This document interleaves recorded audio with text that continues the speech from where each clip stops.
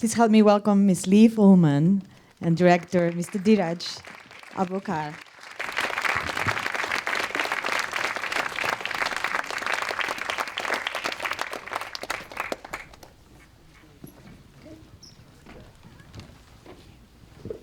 Wow. Thank you so much to both of you for bringing us this gift. The gift that your life has been, your generosity. You're like a goddess of wisdom. And, No, I'm not. and I think when I first saw this film, which was much longer, it was like about almost 3 hours, I just wanted it to be longer. I just wanted to just listen to you more and have even more of your wisdom. So perhaps you can tell us a little bit about what was different for you from the directing to the storytelling to the activism to just opening the door to a documentary about your own personal life. Can you tell us a little bit about what making this documentary meant for you? Well, the whole thing is storytelling, even to be an audience, which I've been through my whole life for movies and theater and opera and ballet dancers and everything. It is storytelling or listening to storytelling. And I thought of something because when I came here first today, you know, I said I know New York so tremendously well because I stayed here for a long time and my daughter went to the university. But then while I was waiting for you to see the movie, I suddenly remember I stayed here for so long ago, when I was 6 years old. My father was here and my mother, and he had to go to the hospital, to a special hospital, and he died there. And I made up in my mind that this is storytelling. I made up in my mind that he said to me, because I was sitting with him and my mother was talking to the doctor, that he said, you know, we will see each other again in another and better world. I don't think he said that, but I believe that.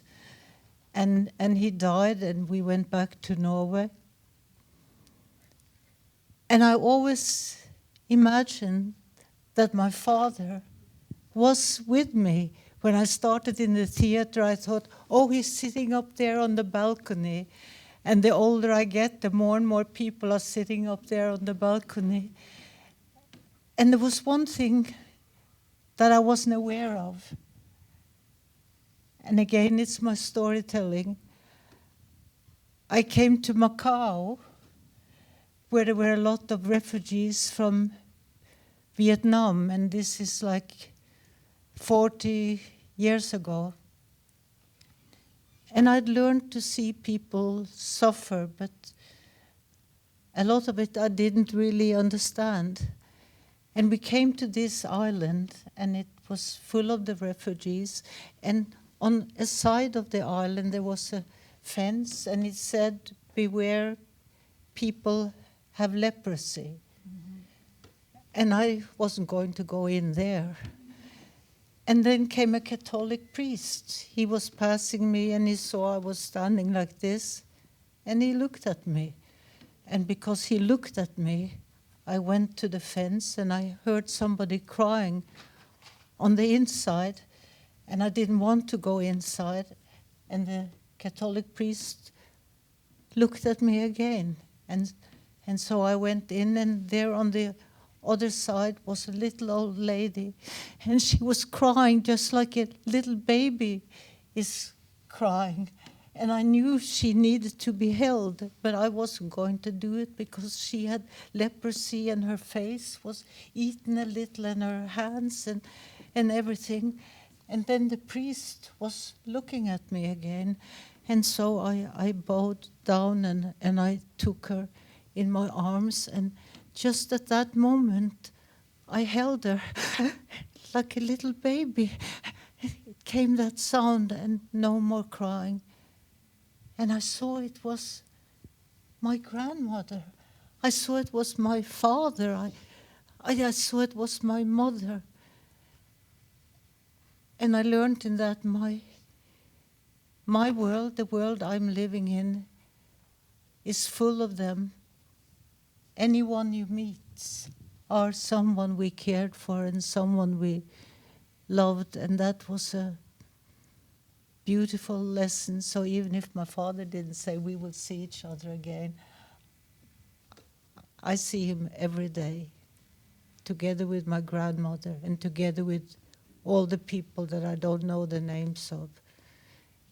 And that's my story. You asked about the story, that's my storytelling today. Wow, thank you.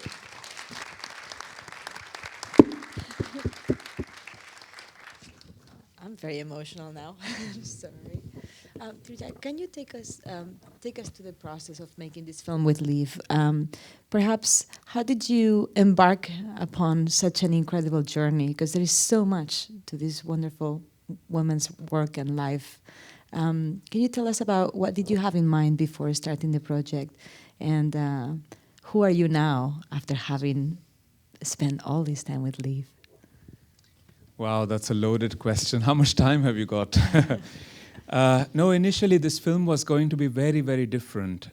We had almost started together with Tom Remlov. Einar was involved. Liv was you did a wonderful autobiographical theatre show in Norway called Liv. Oh. And we were going to follow this show as they were going to tour Norway. And I thought, what a wonderful way to get to know the country that she knows so well, her motherland. And then COVID happened. And then the financing was pulled out and the producer pulled out. And there we were in the middle of nothing. And then a very dear friend of mine, Håkon Vetre, connected me to Hege, and Hege connected me to Kåre, and we started developing this in the middle of the pandemic. But you asked a very specific question: what was it, that needed to be said?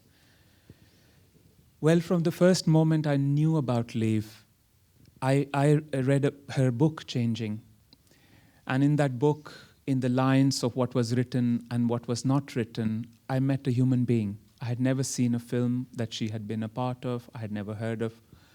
I had never known Ingmar Bergman's work or their collaboration. But in that book, I met a human being. And that human being was the one I fell in love with. And that was the film I wanted to make. That this multifaceted life, how many lives has she lived in this one life? But through that, if we could reach something deeper, something that can tell us what it means to be a human being, then it would be something, And I think it was the friendship, and it was the trust, and it was the understanding that we could do this together, that it was possible. And you said the word generosity. She's so incredible to work with, so giving, and so you have to try to make something with her, then you know. But it's a great experience. But the film we wanted to make was a film about life. And when you translate Liv from Norwegian, Liv means life. And I feel very proud of the film. I'm very happy we did it.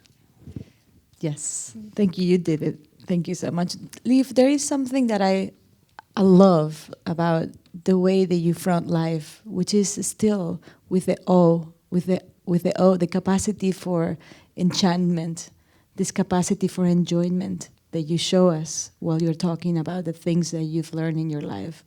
And that is something that I think we desperately need, the ability to continue to be in awe of other humans, of other things, of beauty. Can you tell us what the secret is for you to hold on to that hope, to that ability to keep loving and seeing beauty everywhere? I don't know.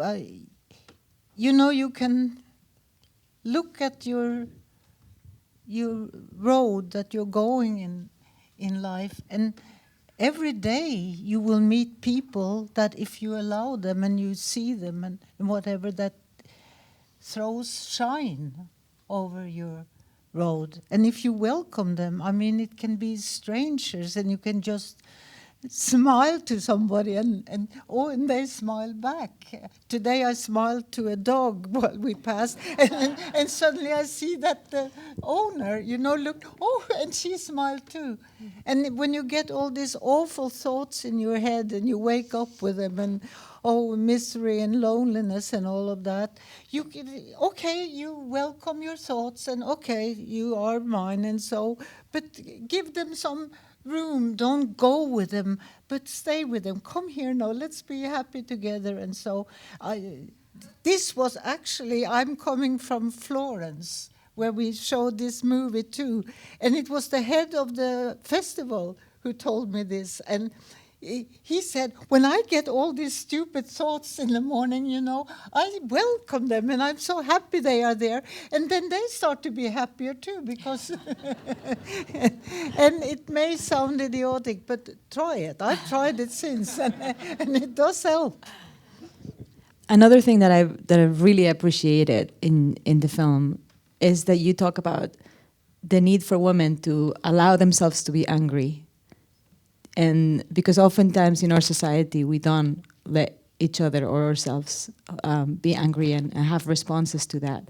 So can you tell us a little bit about how do you deal with your anger? Oh, that's difficult, because when I get really angry and I start speaking, then I'm really angry, and it's no good for the person I'm speaking to. So I really don't deal with it, because if I let my anger come out, and so it has no positive ending, I think you have to try to understand what happens on the other side, especially if you are a mother. I do with my daughter today. I felt our phone call wasn't as wonderful as I thought, and I thought she was talking about herself, and so, and doesn't she think of me? I'm going to, a premiere today, and I have to be in a good mood, and I felt bad when I hung up. And I was all wrong, because she had something that was very, very important for her, and all I could do was thinking of myself. So I dialed her again. No, we don't do that anymore. I dialed her again in Norway and say, I'm sorry, I was so occupied with you feeling nervous, and so, and I wanted you to know that I'm feeling nervous. And in the end, we had a wonderful talk together. Anger is not something you must show, and I have a tendency to that. When I feel really angry, that I come out with it, and it doesn't have a positive ending. But you talk about having that anger move you to action, to transform something, and I think that's very powerful.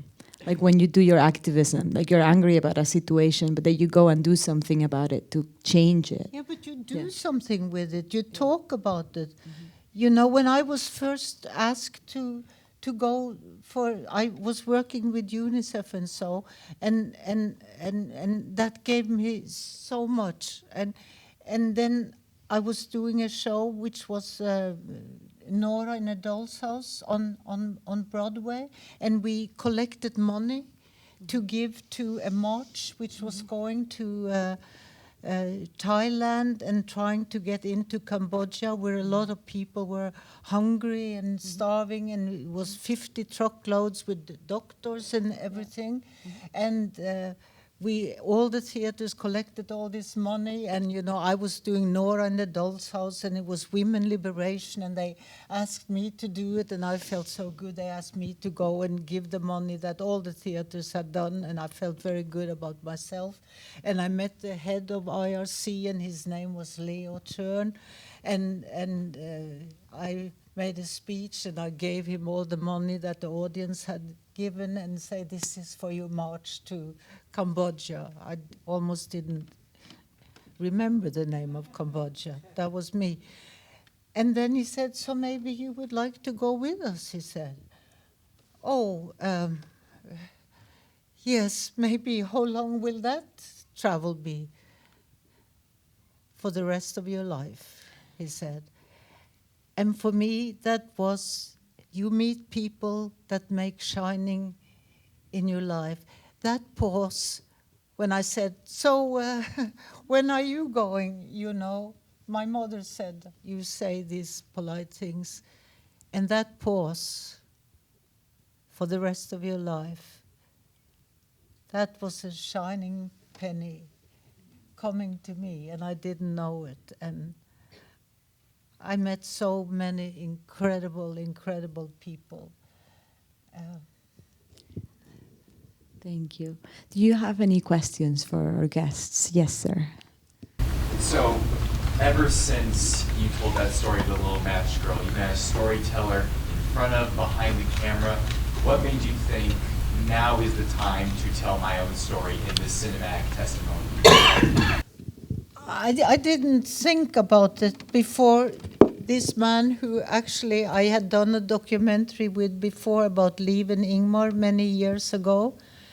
And I thought, oh, he wants to make a biography about me. And I was flattered and also wondering. But then I knew, because I had worked with him on this movie, Liv and Ingmar,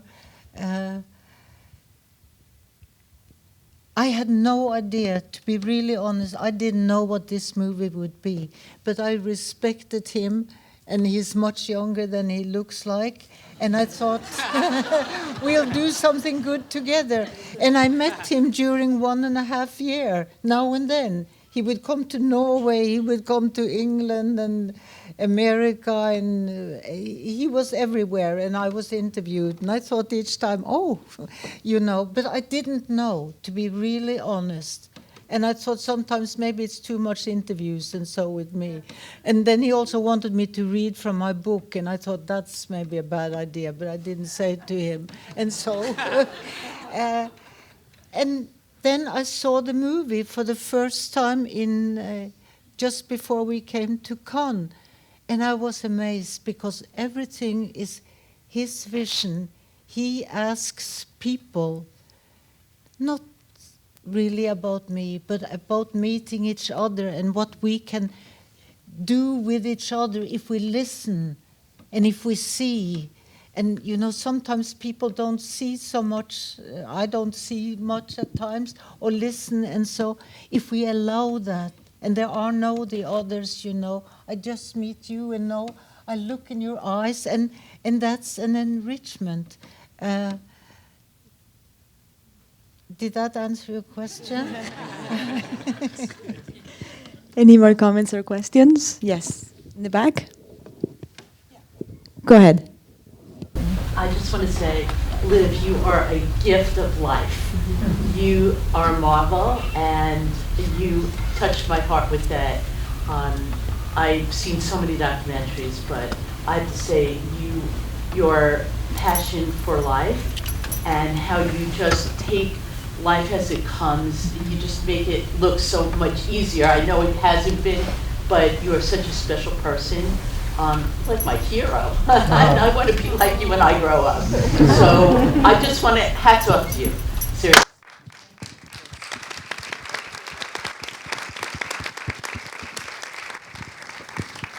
Who were some of your heroes, Liv? Talking about heroes, who were some of your heroes? There are no heroes. There are no the other. We are here together right now. And we, not alone, but with other people, we can make the best out of our life if we have the chance, and so many people don't have that chance. There are no heroes. I met some splendid, incredible people, but I am 100% sure there are no heroes. But there are, read and find the authors, read. Watch again, to what you said, you know, watch a ballet dancer, you know, jumps in the air and stays in the air like 2-3 seconds longer than it is possible. Listen to music, you know, put on something on the radio or whatever. Listen to music, be part of this wonderful growing world of artistry. There are no heroes, for sure, 100%. And unfortunately, those in charge are really not heroes. Yeah. We'll say bravo. There was another question in the back, yes. I feel extremely moved and inspired to be here and to listen to your story. Thank you. Thank you for being here. My question is, what incident or particular event woke the activism in you, and where did that journey start? I'm really curious. It was very inspiring to see all the stories, and I would love to hear the origin story, how you first started in your activism. So was the story that you just told us, was that the origin of your activism, or was there something before that sparked your need to be active and politically active? Well, I had worked for UNICEF many years. I think I traveled 40 countries for them, and there was so much I was uneducated in, which I learned on that travel.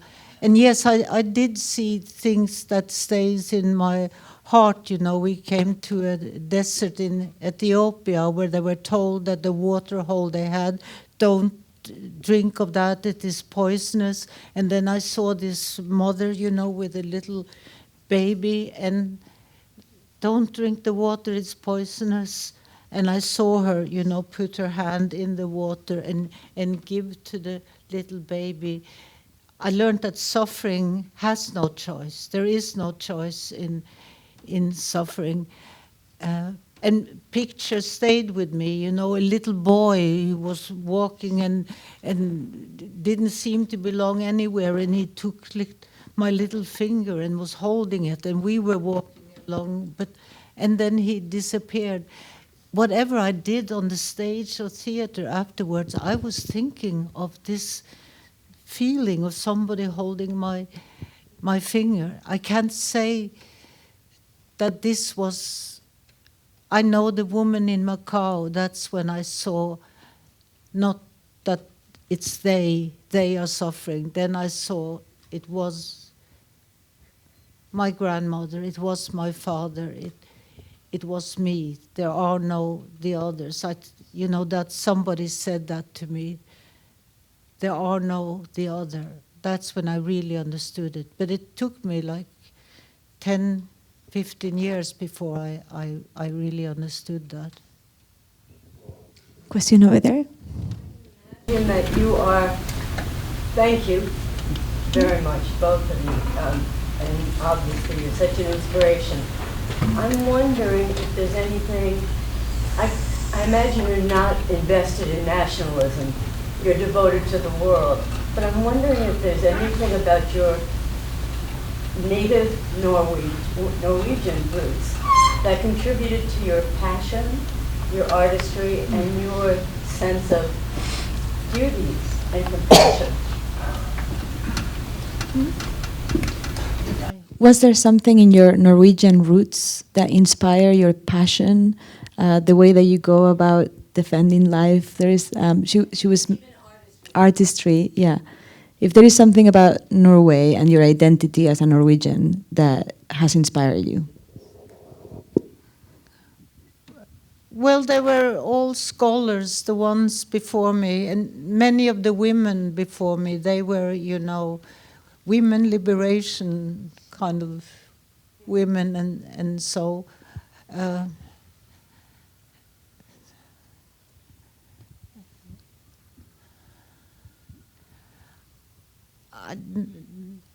no, I didn't come to Norway before I was, when my father died and the Second World War was over. That's the first time I came to Norway. I was born in Japan, and we escaped there. My father was working for an American firm, and we escaped there just before Pearl Harbor, and we came to Canada and then to New York. So I really saw Norway only when I was 7.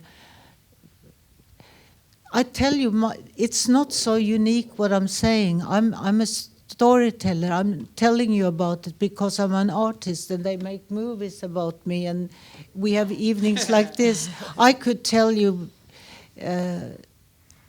honestly, it's the people I met I'm talking about. It's it's not. I'm very proud to be Norwegian because I'm Norwegian, but you know, I might have been proud if I could say I'm an American too. You know, if I belong there, it's. There was a question in the back. Yes. You've had such an epic, enormous life. It's just unbelievable. But I just wonder if there's anything left on your to-do list. But you see, it's so strange. If you knew me when I was young, I was shy, I was thin, I was nobody. And you talked about the girl with the matches that Hans Christian Andersen wrote about.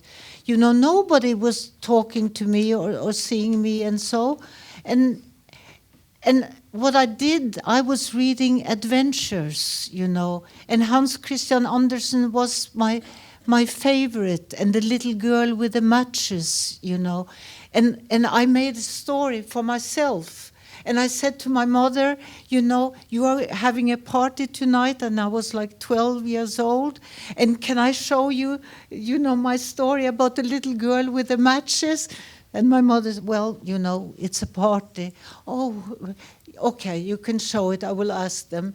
And then they came, and she said, my daughter wants to tell a story about the little girl with the matches. Oh, you know, and they had already seen me. And they said, oh. But anyway, I got to tell the story about the little girl with the matches. And I had a record that played beautiful, beautiful music. And I came in and I told them the story about this little girl, and it was New Year's Eve.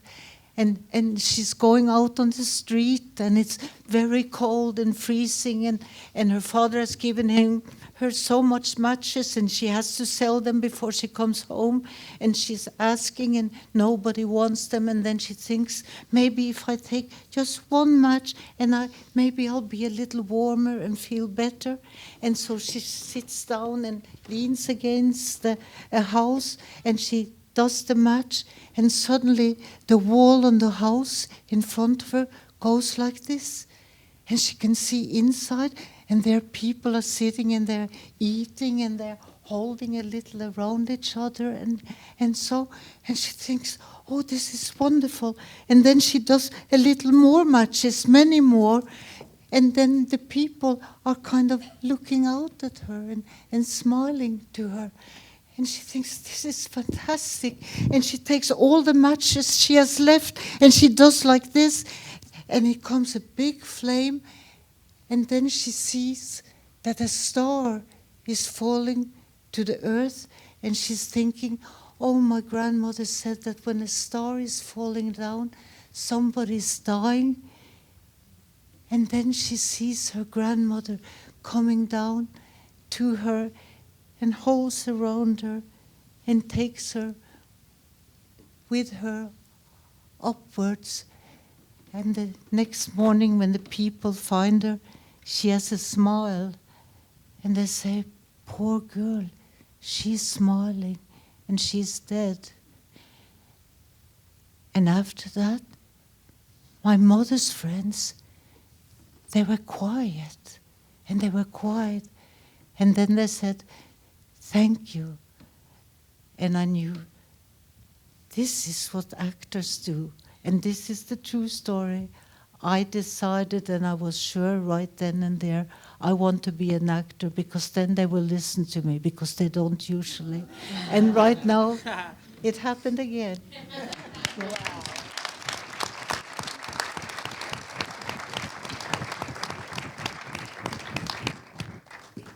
Yes, a question there. Creative project that you would still like to do with acting or directing that you might even have in mind at this moment? No, the serious part of me is saying, you stop when you feel it's right. And I thought I would write the third book, but my husband is ill, and it's not the time to do that, and it's not the time of my age, I think. And I will now find out what it means to suddenly not be young and suddenly not be part of the blue hour, which is the hour which I thought to write about before, between 70 and 80. But suddenly the blue hour is over for me, so now I'm in this strange... I want to experience that and see what I can be then, not do, but what I can be then, because I'm not so shy anymore.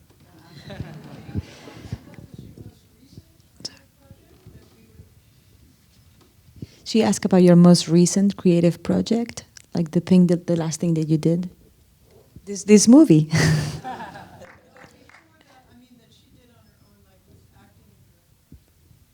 What was your last project that you were involved with directing or acting? My last project was, I did a woman show about the blue hour and what is coming then, which we did a lot at the National Theatre in Norway, and then COVID came, and then we were going to do it in New York, and then we had to cancel that before the opening because of COVID here too. That was my last. Is there a video of that? Yes, actually, there was made a video of that. It's a film, yeah. I don't know where it is, but you can Google it. I'm sure you'll find it. Yeah. I think it's called Liv. Yeah, yeah. Unfortunately, I've been given the sign a couple of times now that we have to leave it here. But thank you so much for sharing this incredible film with us. Thank you, Liv.